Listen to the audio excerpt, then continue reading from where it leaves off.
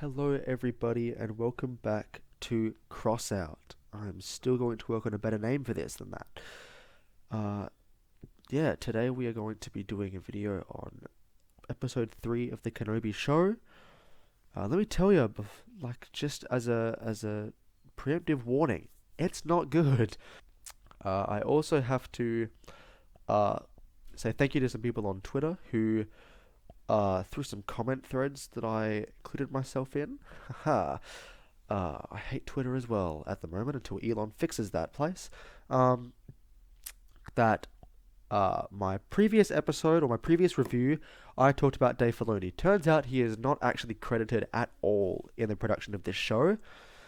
So sorry about that, Dave. You're never gonna watch this, but sorry about that. Anyways, it's definitely all Disney's fault.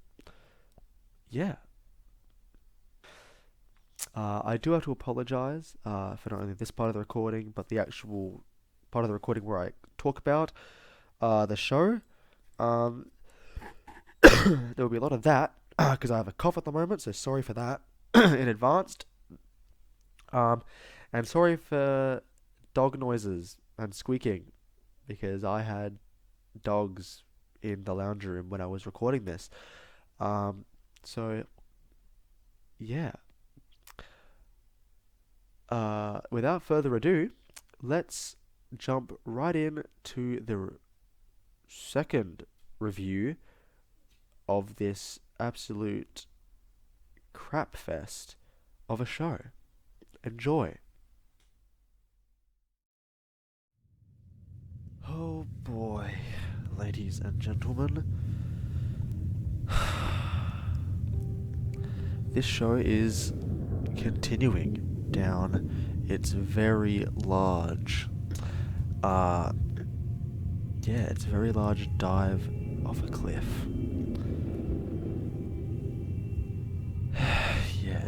This show is not good at all. And I know that other people have been saying it online, but I want to say it again. This show is literally how to ruin Darth Vader, Obi-Wan Kenobi, and A New Hope in 45 minutes. Like, it is so bad. It destroys so much. It's just not good. Now, I never actually was excited for Obi-Wan and Darth Vader dueling, which, spoiler alert, happens in this episode.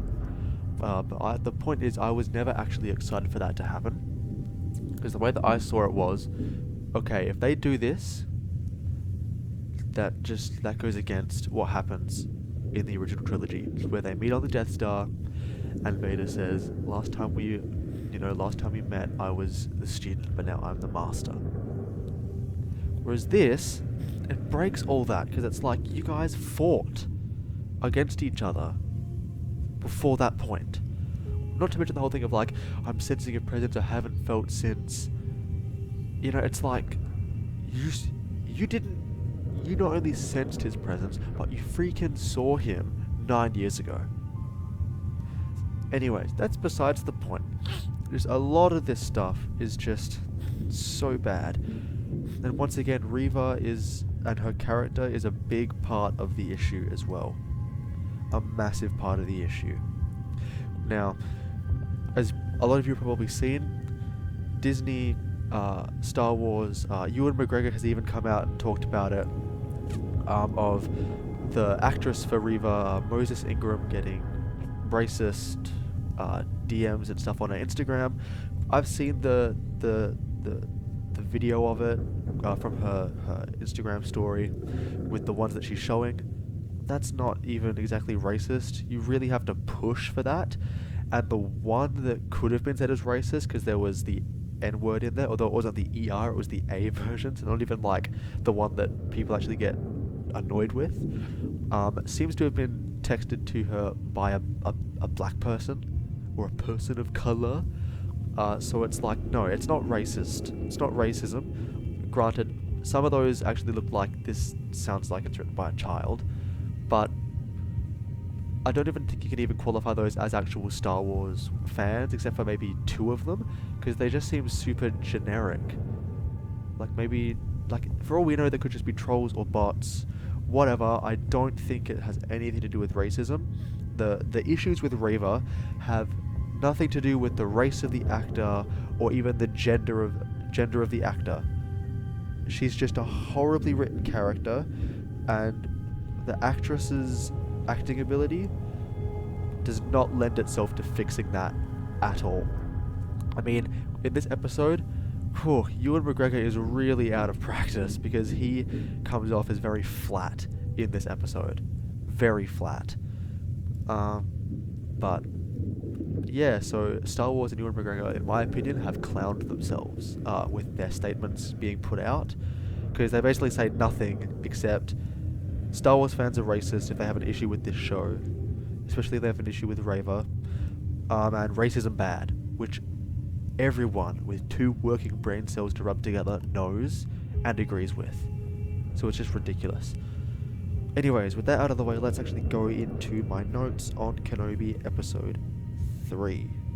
But before we do, please, if you do like the video, give it a like. If you dislike the video, feel free to leave a dislike. If you have any questions or you want to add your own opinion, feel free to put them in the description, in the comment section down below. Subscribe as well if you haven't subscribed. Stay tuned for more videos. I've got some ideas, but I still need to work on them a little bit. Anyways, without further ado, let's go into my notes. So we start off pretty much right off the bum end of episode 2. Obi-Wan and Leia are on this cargo freighter, this automated cargo freighter. Obi-Wan is meditating in the middle of this freighter, pretty much in the middle of the space where they're sitting in. And he's calling out to Qui-Gon again with no response. And amidst this, we get like clips of Vader getting taken out of his little fish tank and being like assembled, because he's like half robot pretty much. And all throughout this, there's like no new dialogue lines at all. It's all chopped in with audio from the prequels and audio from the previous 2 episodes of this show, specifically Reva's lines to Obi-Wan, which still don't really make sense. I mean, and now looking at it, now that I've had time to actually look at it, the whole thing of Obi-Wan Kenobi being surprised about Vader being alive doesn't make sense. It's been 10 years since that time. He saw Anakin being called Lord Vader, so Darth Vader. He shouldn't have been surprised at all. He should know that Darth Vader is around, and he should know that it's Anakin Skywalker, that it is Anakin Skywalker. But yeah, pretty much near the ending of this first little bit, he pretty much prays, like almost like he's praying to Qui-Gon, as if Qui-Gon's like God or something, and he's like, "Give me strength," and I'm like, that seems so out of place. And then we see like the helmet go on Darth Vader with like the classic, like almost like the sealing sound of the helmet with that high-pitched thing. Then the breathing starts in, and then Obi-Wan literally opens his eyes, freaked out of his mind, and pretty much goes, "He's coming, Master." And it's like, that makes, it seems so out of place, especially when you look at it from everything that happened in the previous episodes, and just the context of what these characters would know and be going through at this point in the timeline of Star Wars. It just doesn't quite mesh, I guess you could say. But look, I'm all for calling out the absolute shit show that this show is becoming and is, but I will also give it credit where credit is due. It was really nice to see Vader's castle in more Star Wars literature, more Star Wars media, because it is actually a pretty cool looking building. I myself enjoy castles, and Vader's castle is pretty cool. But we see Vader in his throne room, his really nice black marble looking throne room like thing, sitting in a chair, and who would he be talking to?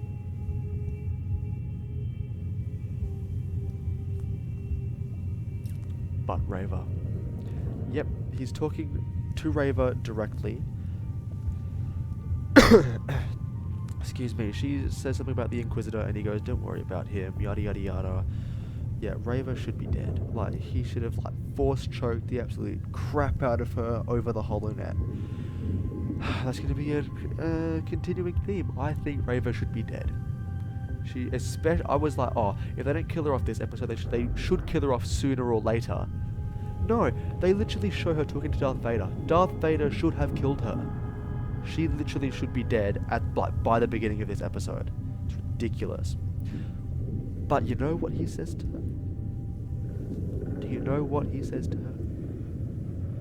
Vader pretty much says to her, if you play your cards right, you will be Grand Inquisitor.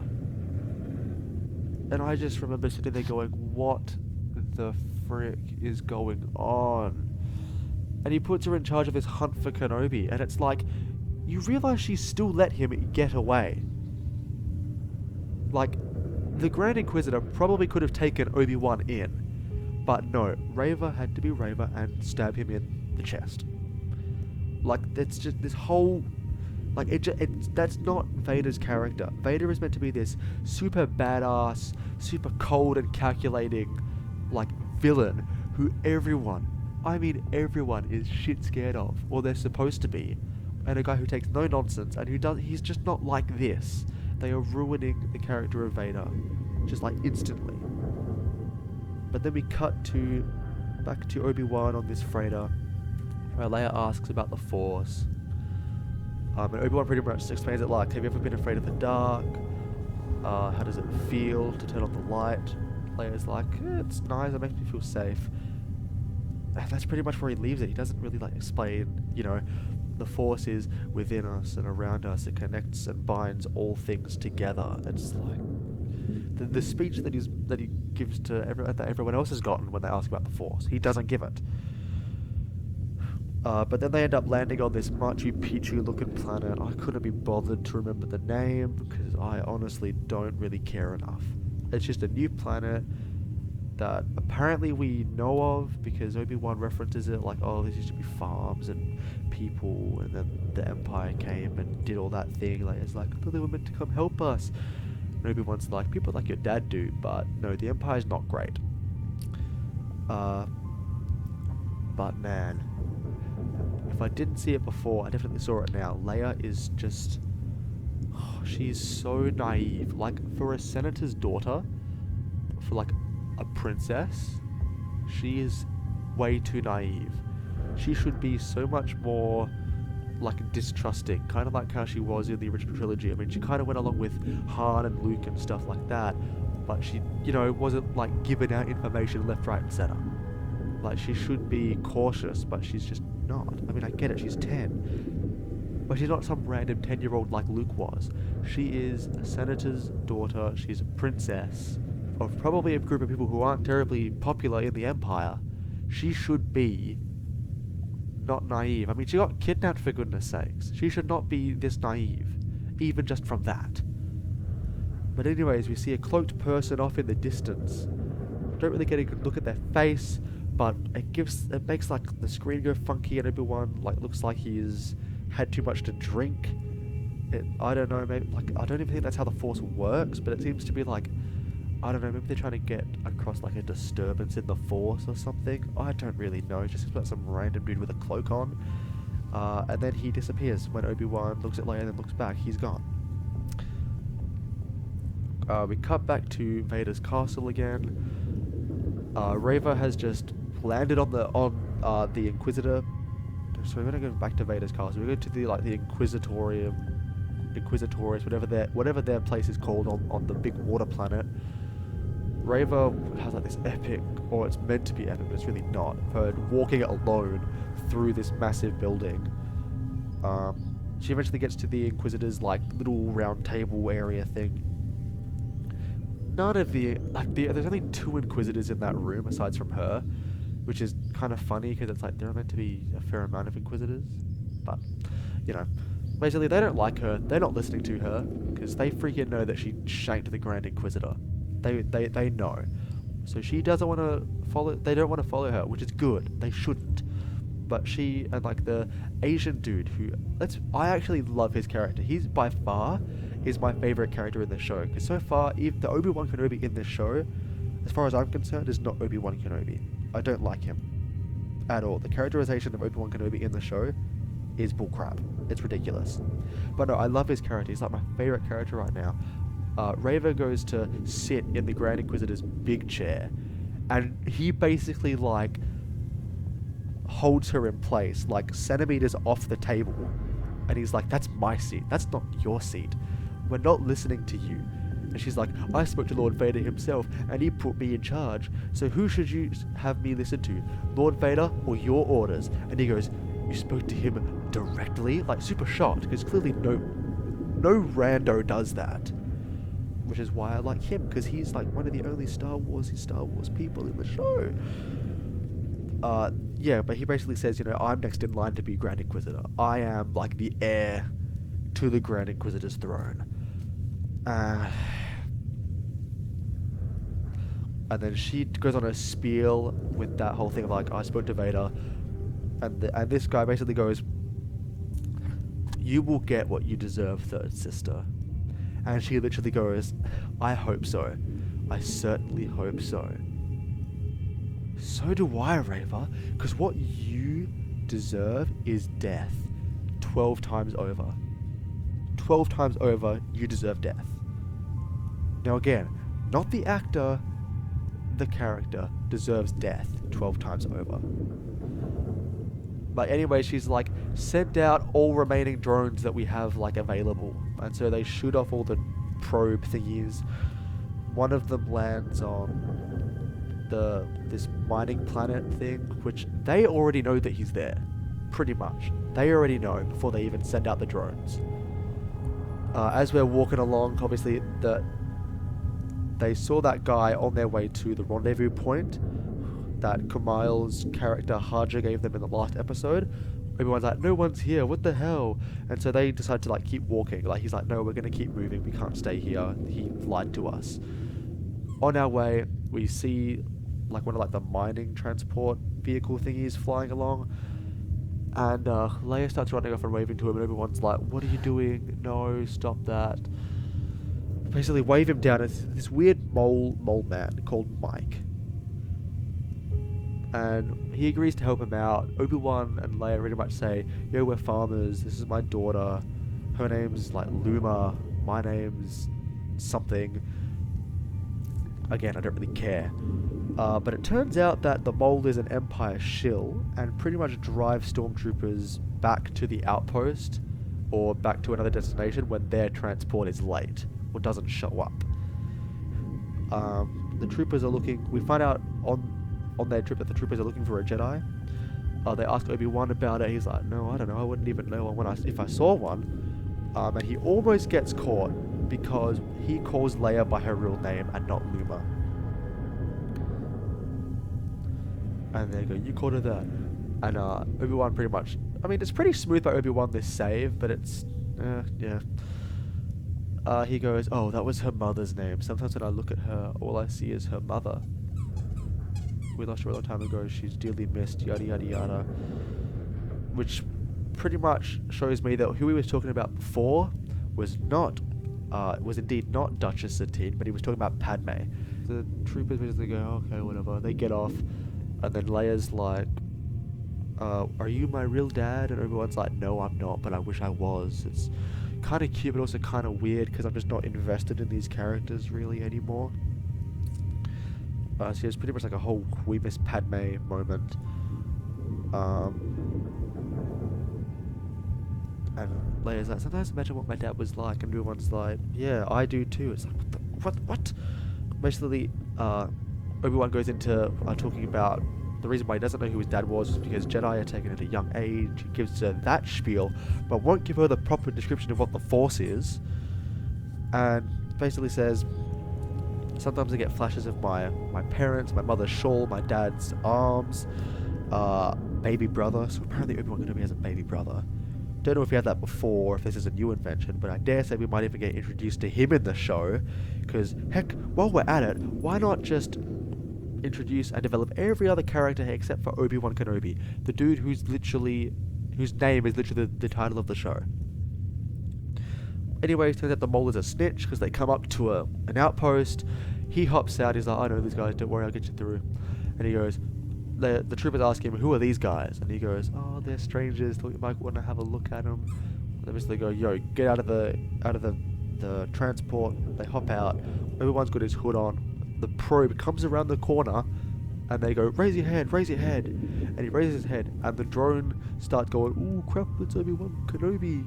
So Obi-Wan shoots it with his blaster, takes down two of the two guards there. Basically, he kills the entire outpost of like 5 or 6 stormtroopers, pretty much. Even one who's like holding a gun to Leia's head. He still managed to shoot that guy. So for a guy who wields a lightsaber and he didn't like blasters, he's good at like shooting blasters. Like, it's crazy. A stormtrooper did get cut in half though by the weird laser barrier thing. Excuse me. Which was, I thought, pretty cool, but it's just Disney trying to be edgy at this point, really, isn't it? But he takes out the thing, disables the gate, and yeah, a troop transport starts coming towards them, and they it's like, oh crap, what's gonna happen? And literally only three stormtroopers walk out of this troop transport, and that female Imperial officer from the trailer, she walks out too. And I'm like, Obi-Wan, you took out an entire garrison of like 6 or 7 stormtroopers. Why are you surrendering now when there's only 3? Basically, he surrenders. Turns out that one of the stormtroopers is female as well, by the way. She's like the leader of that little trio of stormtroopers. Which isn't unheard of, because I mean, I'm pretty sure there were female stormtroopers anyways. But at this point it seems shoehorned in, because all the other ones have been male at this point. And they all got defeated by Obi-Wan Kenobi, but she didn't. She gets shot by the Imperial officer lady, because she's actually, like, she's secretly, like, working for, like, the early rebellion. Like, the really early rebellion. She says that she originally joined the Empire because she believed in what they were doing. And, yeah, she became disillusioned after a while. And yeah, so she's like, she's been helping people from, like, who Haja sends, who are like Jedi or people who don't like the Empire, and shifting them through to somewhere else, I guess. Which I don't actually find out in this episode. That's not a thing we can get privilege of knowing.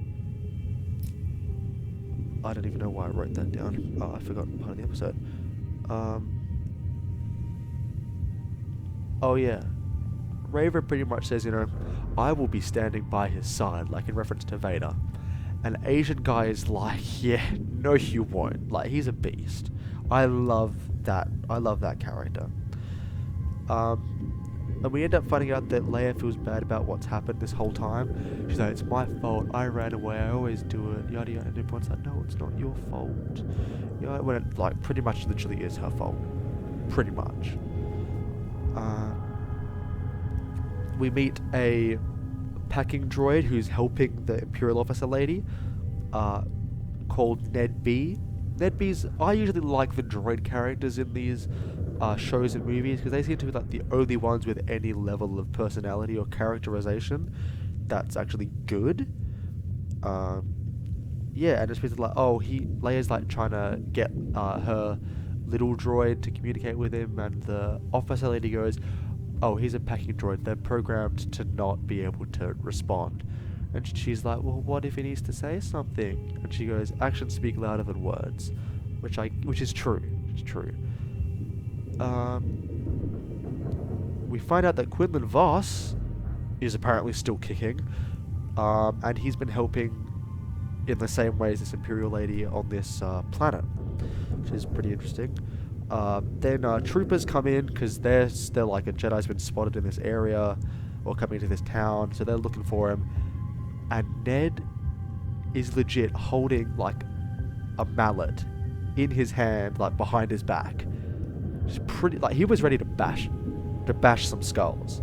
So like Ned is awesome. I like Ned too. Leia pretty much asks the Imperial lady, can you teach me to shoot? And everyone's like, no, we don't. Yeah, you don't know. And the Imperial lady turns to Obi-Wan and is like, she'll be a great fighter one day. Yeah, no shit. She leads the rebellion. Disney, we're not dumb.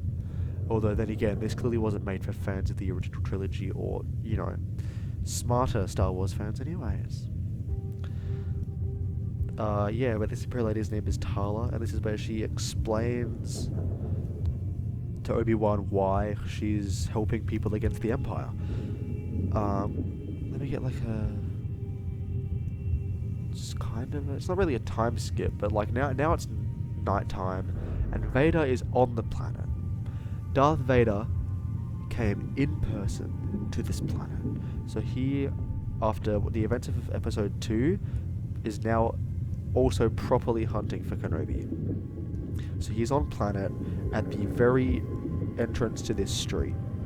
Obi-Wan and that are probably, I would assume, 2/3, 3/4 of the way down the street in this hidden room.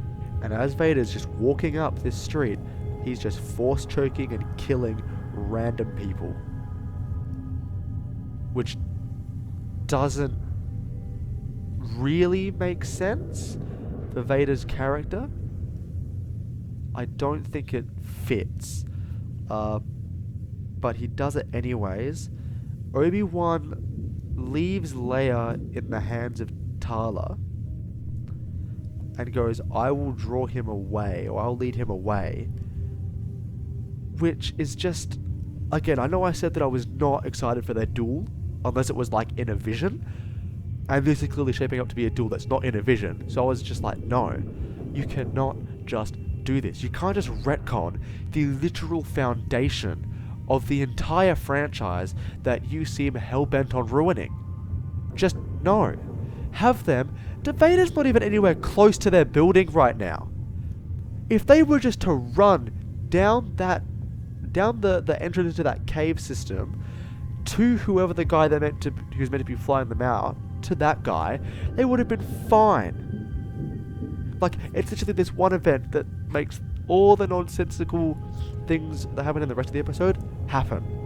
And it's ridiculous. The writers need to have a serious talking to. Still loving the Asian guy, because Reva tries to, like, follow after Vader, as, like, Obi-Wan runs on and Vader, like, kind of chases after him. And the Asian guy goes, like, no, he told us to stay here. Like, he's being, like, a proper Inquisitor. And Reva's just like, eh. And she basically, like, goes off on her, like, just goes, fine, whatever. So I'm still loving the Asian guy, still pretty much hating Reva. Obi-Wan and Vader literally stand a few meters apart from each other. And Vader says, you cannot run, Obi-Wan. It's like, this is Darth Vader. One of, if not the most powerful user of the Force in the history of the Star Wars galaxy. He's but mere meters away from Obi-Wan Kenobi. And you're telling me he doesn't just use the Force on him? Like, ridiculous. Basically, for this whole, like, chase sequence, even I'll get to the duel, but even during that duel, Obi-Wan is literally a scared little bitch. Like, he is Obi-Bitch Kenobi. Like, he is not... It's not Obi-Wan. It's not. We saw him in A New Hope. He's more than willing to slice off a few arms, looking like a badass, even though he looks like he's freaking 112. But he's like 10 years after the Clone Wars, and he's a scared little bitch. It's ridiculous. He's meant to be one of the greatest defensive form fighters in the Jedi Order. And I mean, using a lightsaber and these type of skills that you get trained in from birth, just about, for Jedi, from birth, should be just like riding a bike. Sure, if you haven't used it in a while, you might be a little bit rusty, but you're not going to completely forget it like Obi-Wan Kenobi has in this episode. It's insane. And Obi-Wan's like, what have you become? And Vader's like, I am what you made me, which is... it's a dumb line. It's really shit dialogue. So Obi-Wan basically is just running. He's just running away from Vader at this point. Then we cut to Leia and Tala. They're in the cave. Leia turns to Tala and is like, "Please, you gotta go help Obi-Wan Kenobi." She's like, "I can make my way from here now. I'll be fine." So now both the adults, who at this point would know why they need to stay with Leia, are now leaving Leia on her own. On her own. On her own. So Tala goes to help Obi-Wan. And now we get to the duel. Aside from the fact that it's not a dream sequence, so it breaks the canon established in A New Hope, but it is... oh, it's so... I'm sure many of you watching this have seen Star Wars fan films. A lot of them have lightsaber duels, because that's like the best thing about Star Wars, pretty much, are the lightsaber duels. Even the most low budget one of those has better fighting sequences than this duel between Obi-Wan and Anakin Skywalker, or Obi-Wan and Darth Vader. Both of them are so clumsy. So freaking clumsy. It's ridiculous. Not to mention that one very popular fan theory and opinion from the duel between Obi-Wan and Vader in A New Hope, which I guess now is just retconned, at least the dialogue is, Vader is very cautious when fighting Obi-Wan Kenobi when compared to, you know, in the prequels. And people go, yeah, but that's just the technological limitations. It's like... sure, that's the real reason for it, right? But as the closest thing we get to an in-universe like reason for it is this fan thing that fans have agreed on, and I actually like it as well, because Star Wars is big on its symbolism. Vader is super cautious while fighting Obi-Wan. We know why, because the last time he fought Obi-Wan, he got his arms and his legs chopped off and burnt to a crisp.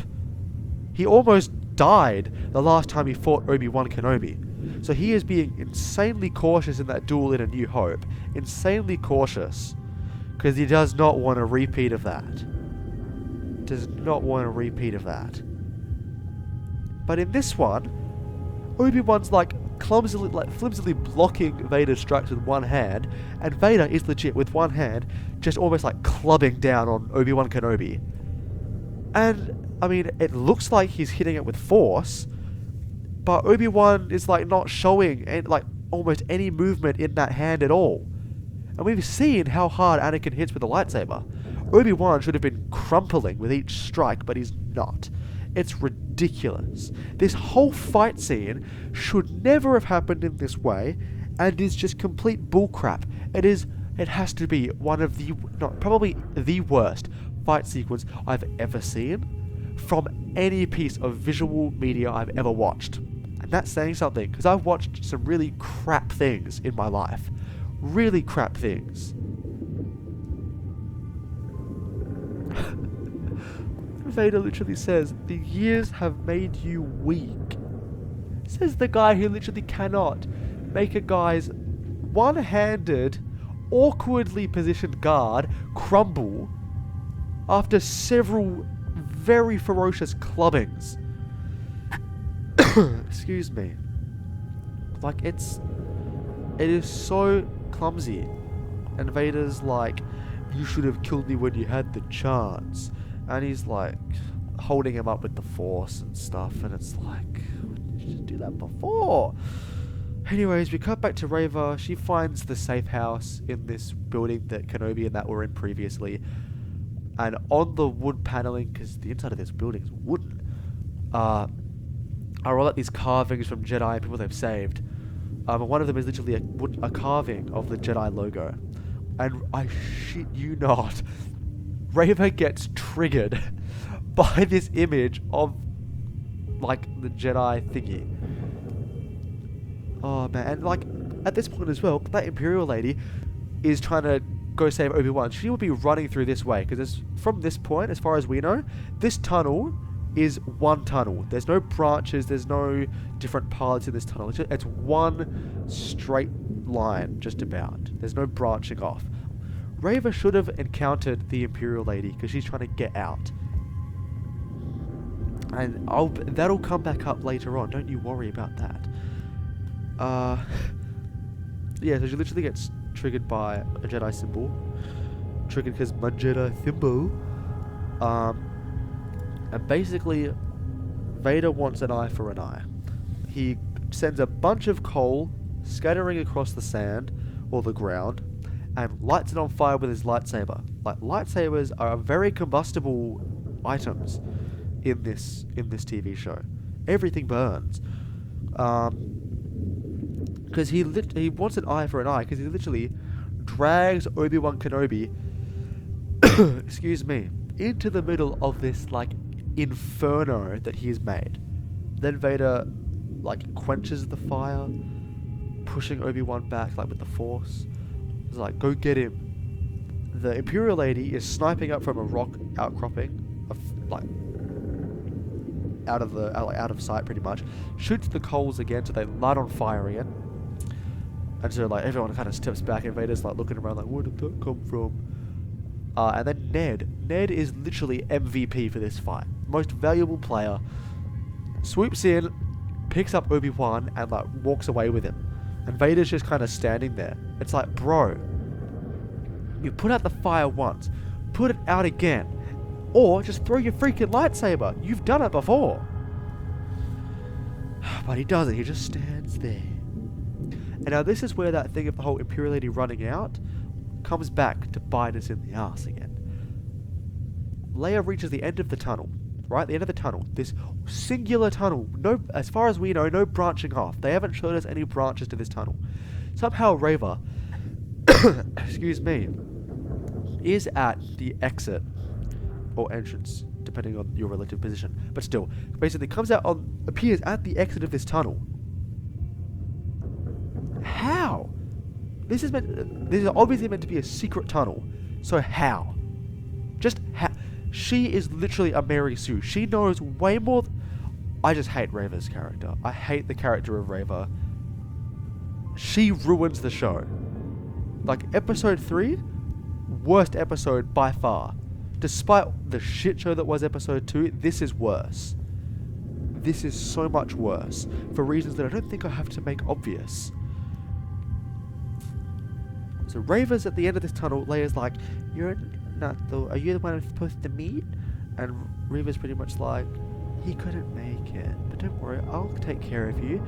It's like, Leia, you've seen the Inquisitors. You should be able to tell that she's evil. So yeah, so Leia's character annoys me as well. Little Leia, the character, annoys me as well. And so Reva pretty much knew where the meeting was meant to be held, who they were meeting, because we see him, like, passed out or dead off screen. Or, like, out of sight. It's like, how does she know this? It's so annoying. This show is so bad. It's so bad. It's not a fun experience to go through at all. At all. So if you're wanting something to watch, just for fun, you're bored, don't watch this show. Just don't. I'm watching it so you don't have to. Don't watch this show. Just don't. It's not worth your time. It's really not.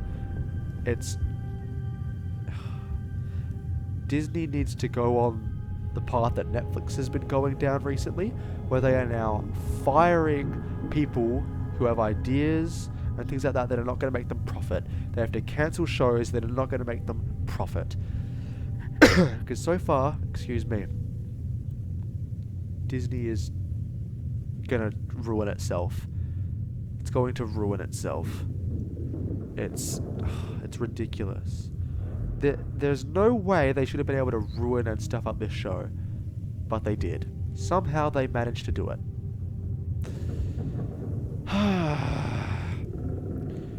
Anyways, I think maybe the next video I do, which will be between now and the next episode of Kenobi will be something a little more lighthearted. Or at least something that I can be entertained by. So stay tuned for that. But yeah, that's pretty much it. So again, don't forget to subscribe if you haven't already. Leave a like if you like the video. Leave a dislike if you didn't like the video. Leave a comment if you have anything to say, or even if you just want to leave a comment. Excuse me. Yeah, that's pretty much it. So see you in the next one. See ya.